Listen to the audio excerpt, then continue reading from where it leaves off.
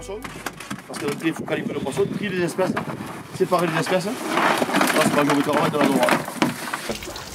Toutes les techniques de pêche qu'on a nous permettent de capturer tout le poisson vivant, ce que vous voyez à l'heure actuelle. Donc on est allé visiter le filet comme on dit tous les matins, et derrière, vous voyez que le poisson est encore vivant. Quand on arrive, et après si on le fait sur l'eau, c'est-à-dire qu'on trie au fur et à mesure le poisson de sous-taille. On a fait une partie ce matin, il en reste toujours un peu. C'est l'avantage qu'on a sur ce style de filet, vous voyez. On appelle ça les prises aléatoires, il y en a eu tout le temps, le temps. L'avantage des filets qu'on utilise, ce sont les filets sélectifs. Voilà, en fonction des espèces, on a des filets. D'ailleurs, je vous le ferai voir après. Là, vous avez par exemple le maillage. On a fini la saison de l'anguille le 28 février. C'est fermeture de l'anguille officielle de l'anguille argentée. Donc voilà pourquoi tous les filets sont étendus, donc on les a sortis. Le métier que l'on pratique, il faut bien comprendre. Complètement déjà ancestral. C'est une technique ancestrale. Il est totalement manuel. De la fabrication des filets jusqu'au positionnement des filets, jusqu'au relevage des filets, il est totalement manuel. La seule motorisation qu'on ait, c'est ça, c'est le moteur du bateau, c'est tout. Après tout le reste, c'est nous qu'on fabrique les filets à la main, donc on utilise les aiguilles, on plante les filets à la main, avec les piquets et tout ça, et on va relever à la main. Donc tout est manuel. Et toutes les techniques de pêche qu'on a nous sur les étangs en tant que petit métier et sur les étangs rentrent exactement dans le produit de pêche durable et responsable. Le segment petit métier sur les étangs, notamment dans le milieu lagunaire, n'a jamais été une surpêche. Jamais. L'avantage de nos petits métiers, c'est d'avoir une polyvalence sur le travail. Autant sur les espèces, que ça peut être sur le coquillage que sur le poisson. Mais donc c'est cette force qu'on a nous en tant que petit métier. Ça fait qu'on jongle, on va dire, avec les techniques de pêche et avec les espèces, on cible avec le savoir-faire ce qu'on va faire de saison par saison. Voilà. Alors des fois on va sur le coquillage, des fois on va sur le poisson, sur la dorade, des fois on saute sur l'anguille. Donc ça, on a cette polyvalence de travail. Et en fonction même des poissons, on travaille avec des techniques différentes. Voilà pourquoi un pêcheur doit être, on va dire, prêt à facette. C'est-à-dire qu'il faut savoir changer de filet en fonction des saisons et assez rapidement pour pouvoir travailler. Ouais. Ce qui a fait, on va dire, la disparition de beaucoup de nombre de pêcheurs, c'est-à-dire voilà pourquoi on a la grosse problématique sur les tangs, c'est qu'avant les tangs étaient très riches en coquillages et on a un effet qui est depuis quelques années, depuis une quinzaine d'années, c'est-à-dire que la physionomie de l'étang a changé. Les étangs, comme tous les étangs de Méditerranée, étaient des étangs en eau saumâtre. Ils sont passés avec un taux de salinité qui est monté. Parce que là, on est bien positionné. Donc on appelle le Nord-Bassin, toute la zone de Bouzigues, Marseille, Metz, tout ce qui est en face du Nord-Bassin. C'était que des petites sources et des petites rivières qui se déversaient dans l'étang. Donc ça créait de l'eau douce supplémentaire. Et là, depuis des années, il y a une ouverture à la mer qui a été faite. Et le besoin des communes, parce qu'on a une démographie depuis quelques années, et puis on a la sécheresse aussi du milieu, qui a fait qu'avec le besoin des communes, ils ont puisé, on va dire, c'est comme ça, c'est la vie, c'est comme ça. Ils ont appauvri, on va dire, toute cette eau douce qui se déversait dans l'étang, il y a 15 ans. Mais d'un coup, ça a été brutal. Personne ne pouvait le prévoir. C'est arrivé d'un coup. On va dire en 2-3 ans, au fur et à mesure, on a vu que les problématiques arrivaient et on a vu le stock disparaître complètement. On a commencé la pêche, c'était en 81. Dans les années 80-90, on était, moi par exemple, je suis patron pêcheur, petit métier, voilà, sur les tangs. Et uniquement, on est des pêcheurs uniquement sur les tangs de faux. Dans les années 80-90, il y avait 1000 patrons pêcheurs, petit métier, rien que sur les tangs de faux, sur l'ensemble de toutes les communes. Et à l'heure actuelle, on est plus de 160. Le jeune Florian qui arrive là, c'est intéressant parce que vous avez devant vous le seul jeune qui va devenir patron rapidement. Enfin, il était matelot avec son père et maintenant il va passer patron. Voilà. C'est le seul jeune qui rentre à la profession du quartier. Voilà. Et il est matelot pour le moment. D'ici une paire de semaines, il va devenir patron parce qu'il a fait son temps de navigation en tant que matelot. Il est retourné à l'école, on repassait tous les diplômes qu'il fallait, parce que l'Europe nous impose les diplômes et la revalorisation des diplômes tous les 5 ans. Et là maintenant il est prêt à passer patron. connais bien une chose, c'est que c'est une passion. Avant tout, c'est la passion de notre métier. C'est ce qu'on nous transmet. Moi, j'ai eu la chance de faire ça et d'être né dans ce milieu, dans ce quartier la Pétrocourte. J'ai pris la succession de mon grand-père.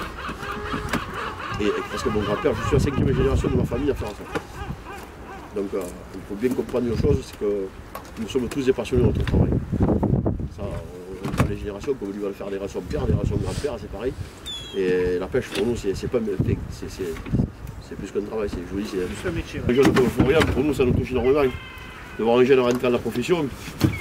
Parce que si évidemment il n'y a pas de jeunes qui rentrent dans la profession, ce qui se passe, c'est que le quartier c'est le seul, c'est la disparition du métier, automatiquement, s'il n'y a pas de relève derrière. Voilà. C'est pour ça que les jeunes comme Florian, ça nous touche tous.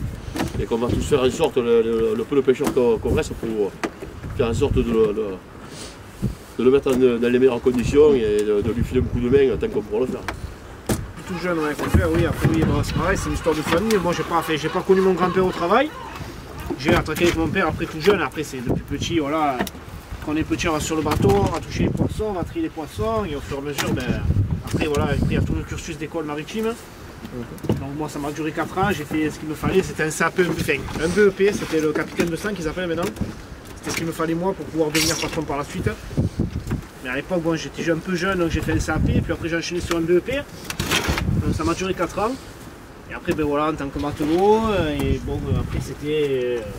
le but c'était de devenir patron à la fin. Hein. Du coup là, c'est ce qu'il vous expliquait tout à l'heure, je suis retourné à l'école pour revalider les diplômes que j'avais déjà eu à l'époque, mais bon, il faut revalider tous les 5 ans. Donc là, j'étais la semaine dernière à l'école, voilà, j'ai eu les diplômes, enfin les diplômes. J'ai eu mes revalidations et là maintenant, ben, je suis paré pour... Donc le temps maintenant tout l'administratif, le temps que tout se valide, que tout se... Et après voilà, après ça sera, il n'y aura plus qu'à.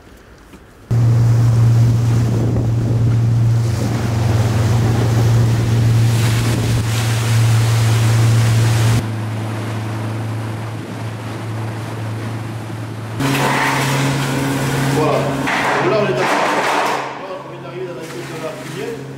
On va démarquer le poisson et préparer les lots qui vont être rendus après-midi. Alors là, on va stocker notre poisson dans la chambre froide. Son bateau à lui, c'est le Mathilde 2.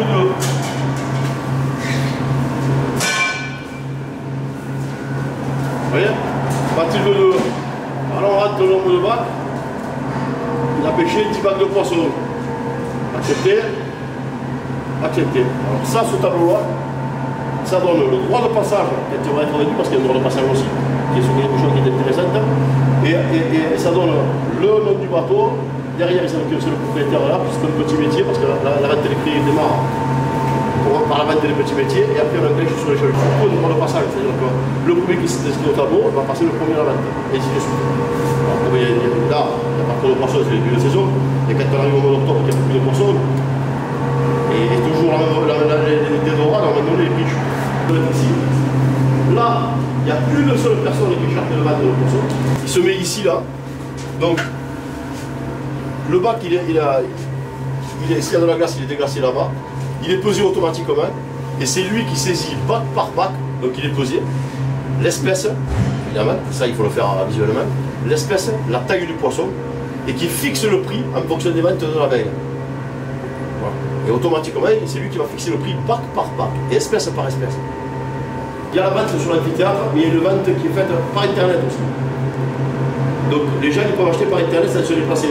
C'est là qu'il a vendu tout le poisson. Donc le bac qui arrive ici, il y a des vitres qui le renvoient là-haut. Tous les ordinateurs que vous voyez là, en haut, ça affiche l'espèce, ça affiche le nom du bateau, ça affiche le poids, etc. Avec un prix qui descend au fur et à mesure. Lui, il a fixé un prix haut, au fur et à mesure. S'il est acheté de suite, il remonte le prix. Si au fur et à mesure ça diminue, il laisse le prix stable là où il est. Quand le bac est vendu, donc il arrive ici, il sort automatiquement l'étiquette qui est posée dans le bac. Donc il reglace tous les bacs et toutes ces deux parties-là, vous voyez, il y a des palettes sont prêtes, il y a des palettes pour chaque acheteur. Et les camions sont prêts derrière. Donc la chaîne de froid n'est jamais cassée. Ça c'est intéressant. Donc tant que l'acheteur n'a pas rempli de palettes, ils sont prêts. Donc derrière il y a évidemment les employés, les acheteurs, qui chargent les camions au fur et à mesure. Et chaque acheteur a sa palette. Il charge le camion, quand le camion est prêt, qu'il a un camion de plein, il s'en va, il commence à conditionner et à expédier, ils envoient notre camion, etc. Ça, ce sont les camions qui vont arriver, qui vont se mettre en positionnement, qui vont charger. Ça, tout ce que vous voyez devant, là, toute la dizaine du milieu, ce sont les camions aussi comme ça, qui viennent acheter les poissons qui sont stationnaires, attendant de remplir le camion.